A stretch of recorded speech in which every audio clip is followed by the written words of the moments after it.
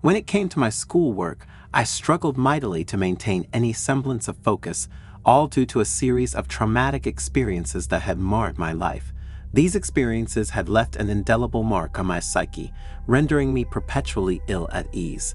This pervasive sense of unease plagued me even in the serene confines of my own home, where every minor disturbance assumed colossal proportions.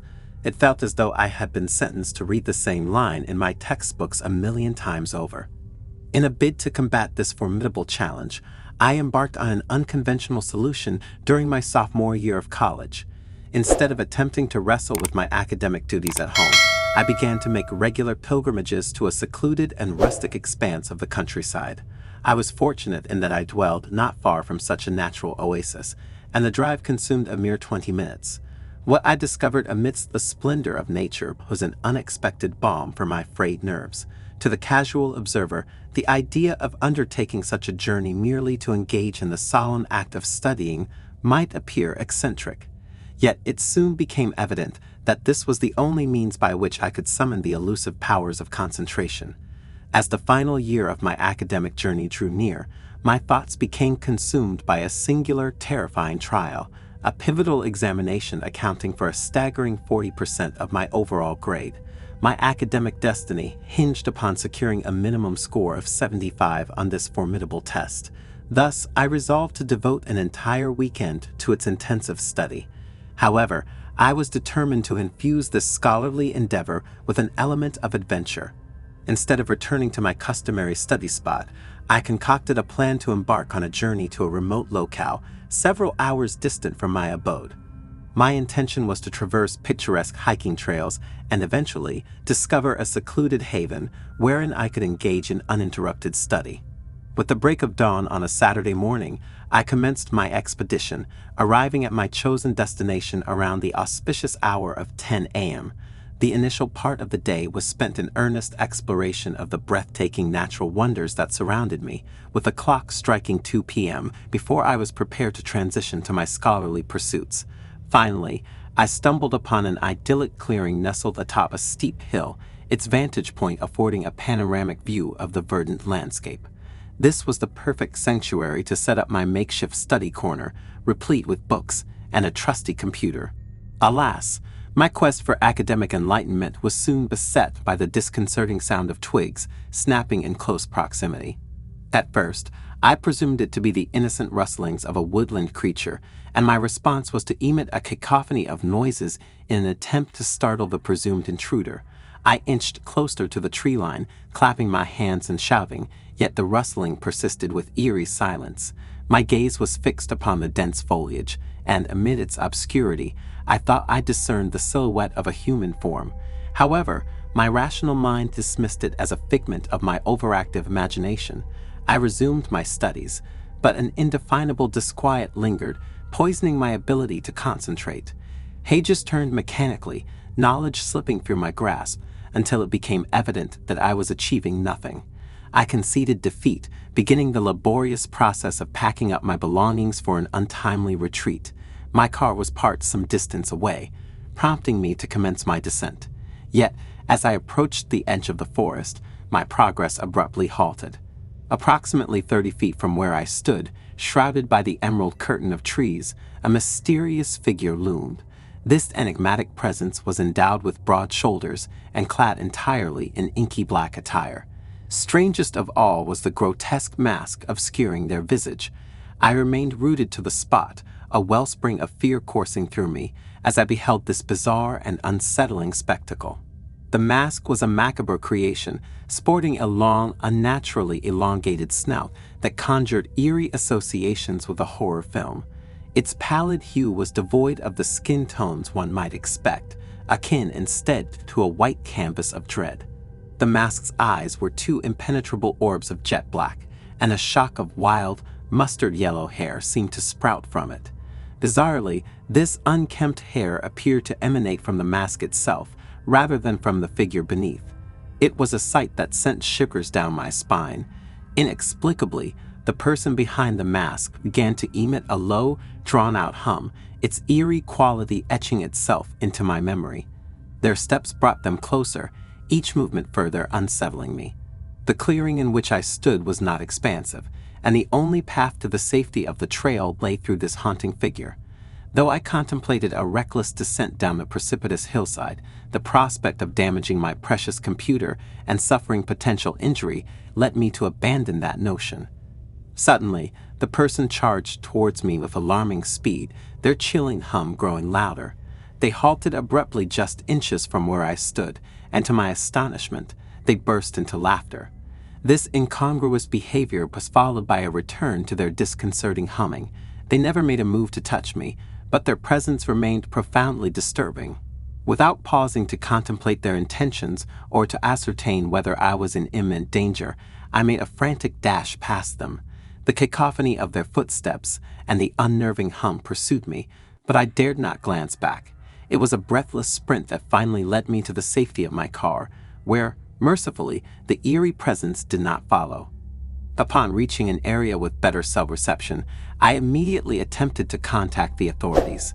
I reported the unsettling encounter to the police, but regrettably, they deemed it necessary to take no action. To them, the fact that the person had not physically harmed me and that there were no other complaints rendered the incident insufficiently serious to warrant their intervention. The memory of that inexplicable encounter still clings to my consciousness, like an indelible stain on the fabric of my life. Whether the person I encountered was a prankster, an individual in the throes of a disturbing psychological episode, or something altogether more sinister, I may never know.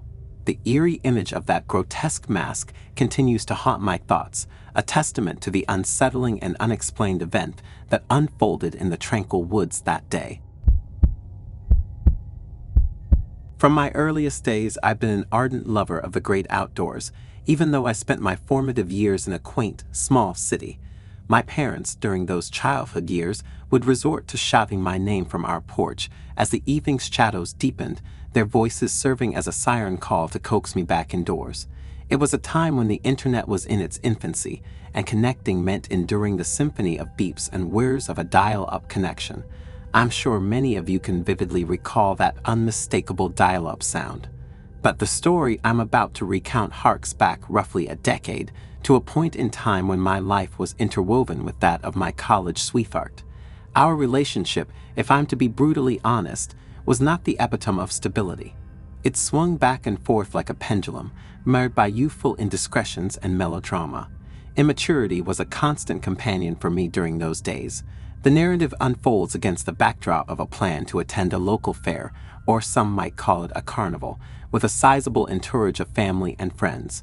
Our solution to ensure everyone had the freedom to leave at their leisure was to drive separately. Now, I must confess, I've never been much of a drinker, primarily because alcohol always had a peculiar knack for triggering severe anxiety the following day.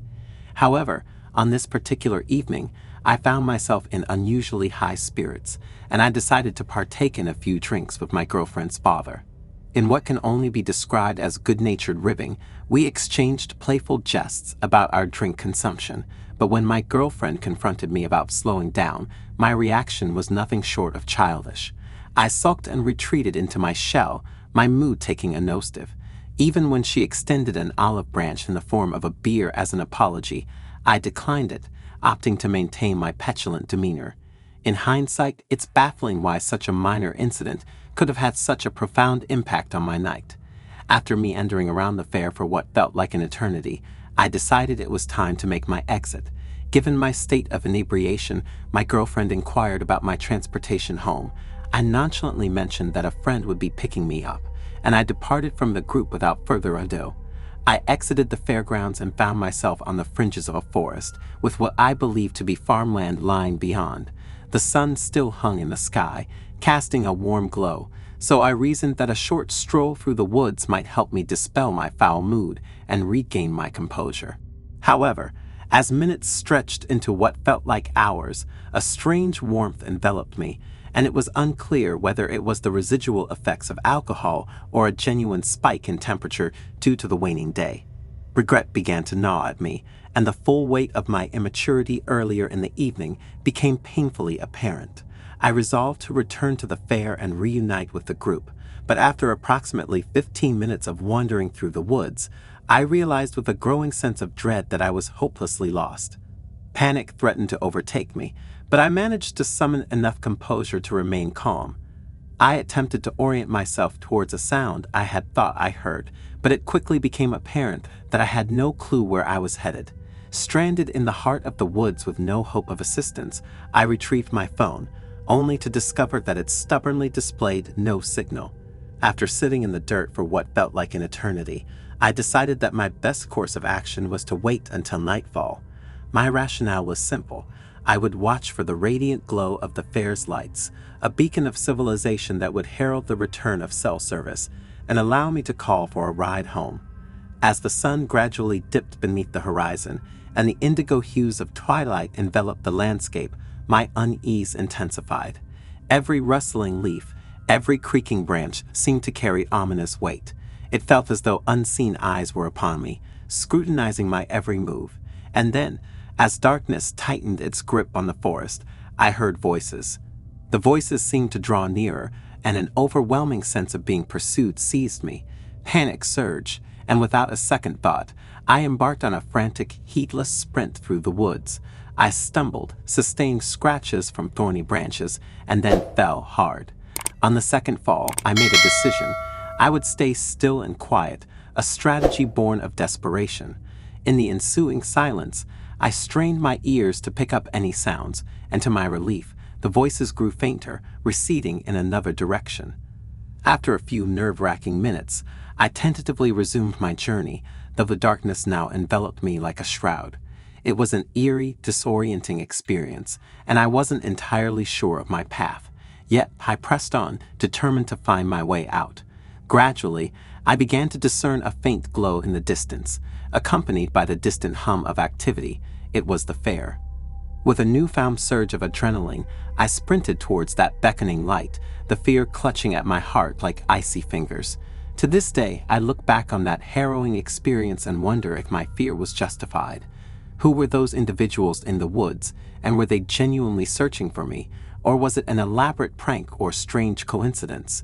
Perhaps it was just someone's misguided idea of a joke. I may never unearth the truth, but what lingers is an enduring unease, a persistent sense of being watched when I venture into the wilderness, and so I make it a point to return home well before the shroud of nightfall descends.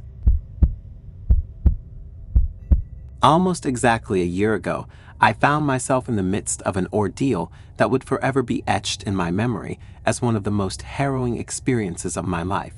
The catalyst for this extraordinary sequence of events was none other than my friend Shane, who, in celebration of the recent college graduations of many of our friends who have returned home for the summer, decided to host a cookout.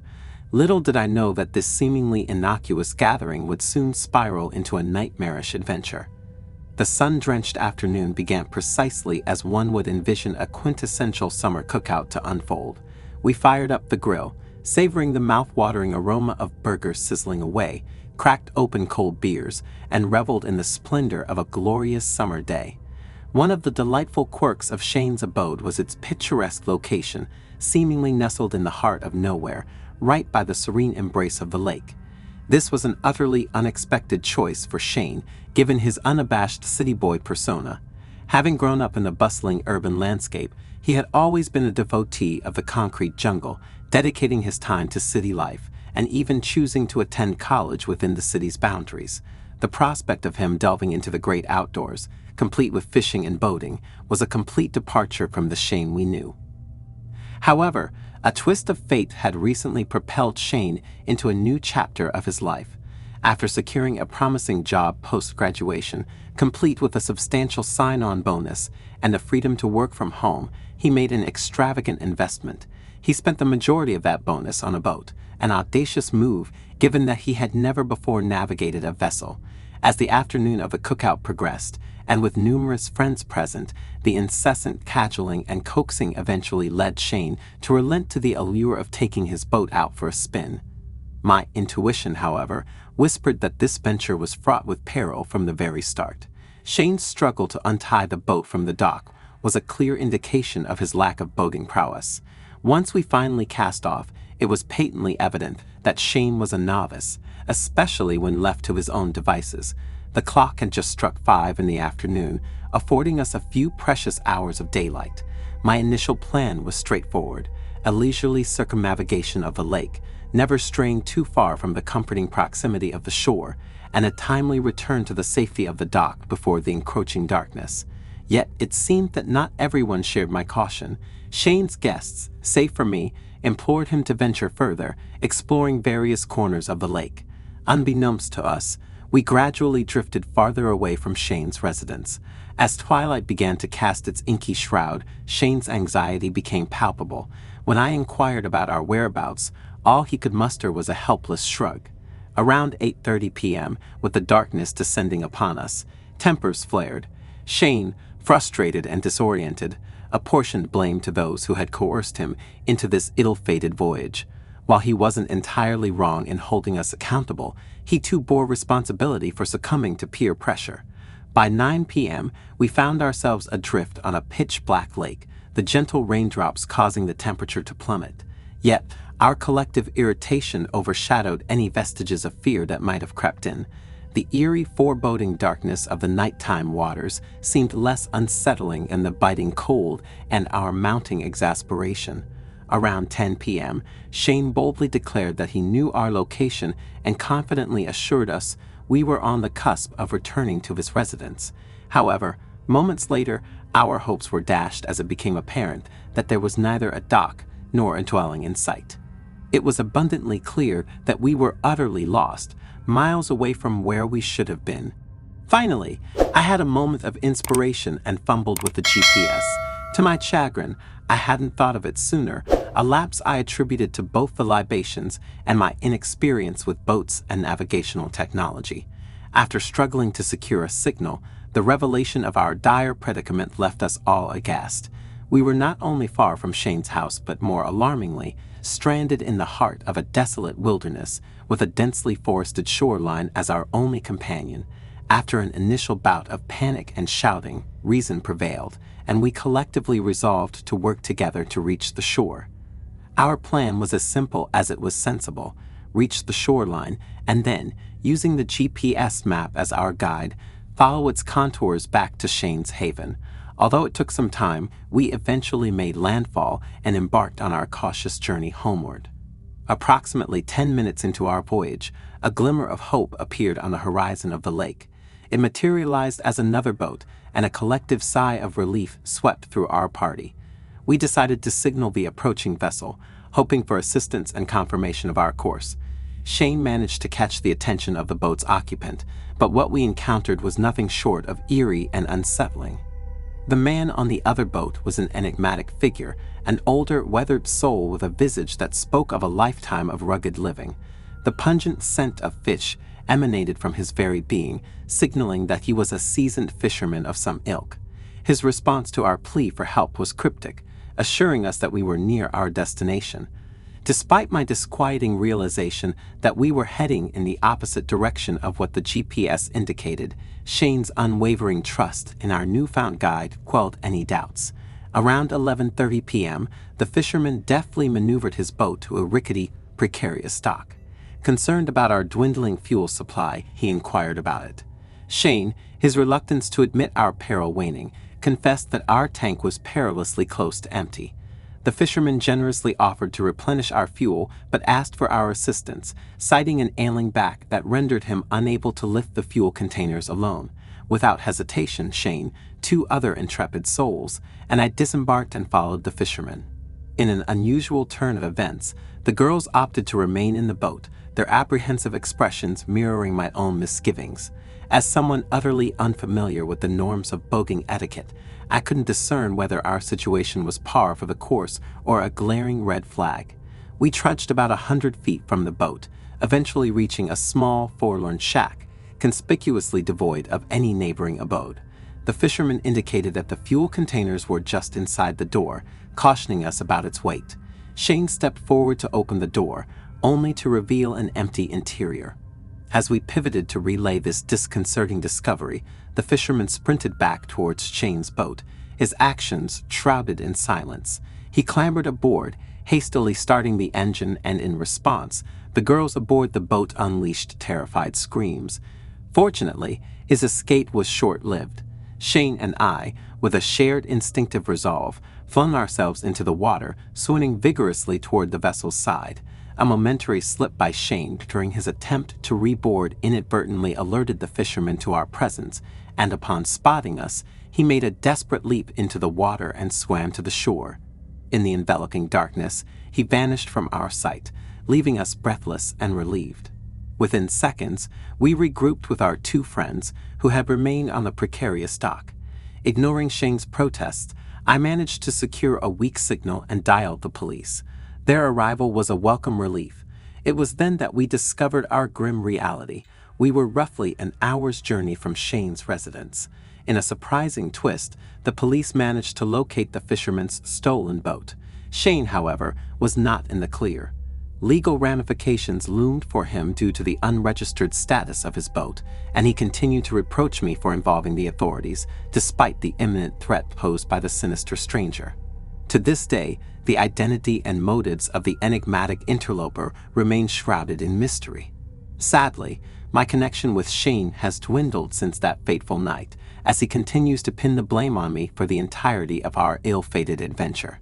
Nonetheless, that night serves as a chilling reminder of an incident that could have spiraled into something far more sinister had we not acted decisively and thwarted the intruder's escape from the dock.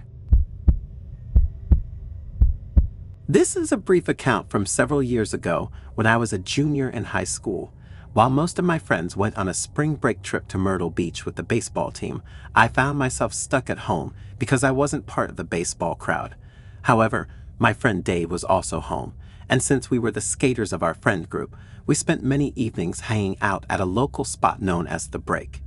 Dave's house was nestled in a wooded area, making it feel like it was in the middle of nowhere, despite being relatively close to a neighborhood. Towards the end of the break, we decided to sneak out one night to visit a girl who lived nearby, as she and a few other girls from school were still in town. The walk was a bit unnerving due to the lack of streetlights, and most of the path was obscured by trees and rocks. Nonetheless, we had a great time hanging out with the girls, especially since I had a crush on one of them. On our way back to Dave's house that night, they mentioned seeing a random guy following us. I brushed it off, thinking it was nothing to worry about.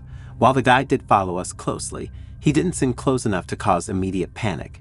When we reached Dave's house, I watched the guy continue up the street without looking back, assuring my friend that his anxiety was unwarranted. The following night, Dave's parents were going out of town, leaving him with the house to himself. Despite my efforts to convince him to invite the girls over, he was embarrassed by his house and declined. Disappointed but undeterred, Dave and I decided to walk to the girls' house again. This time we spent a considerable amount of time there, not returning home until around 3 in the morning. Dave was visibly relieved during the walk home, knowing that we weren't being followed this time. We locked up the house and settled into the living room, falling asleep on the couches. It was one of the best nights of my life, as I had the chance to kiss the girl I liked, and I felt invincible. However, our bliss was short-lived. In the middle of the night, we heard a knock on the door that sent shivers down our spines. Dave exclaimed, "Who's that?" The knocking persisted, slow and rhythmic, each thud on the wood raising the hairs on my arms. I cautiously approached the door, standing a few feet away, and shouted, "Who is it?" There was initially no response, but then a young female voice came from the other side, calmly asking, "Can I please hide inside your house? It's going to be too late if you don't let me in." I was left speechless by the absurdity of the request and the eerie composure of her voice. Before I could respond, she added, "Can I please hide inside your house? It's going to be too late if you don't let me in." I was utterly speechless, my mind racing with a million thoughts. Instinctively, I believed it might be a prank by the girls, but I didn't recognize the voice. Dave and I decided not to answer, remaining in silence. Then the doorknob began to jiggle slowly, then more forcefully, as the calm voice turned sinister, demanding, "Open the damn door now." Finally, I shouted back, "Go away.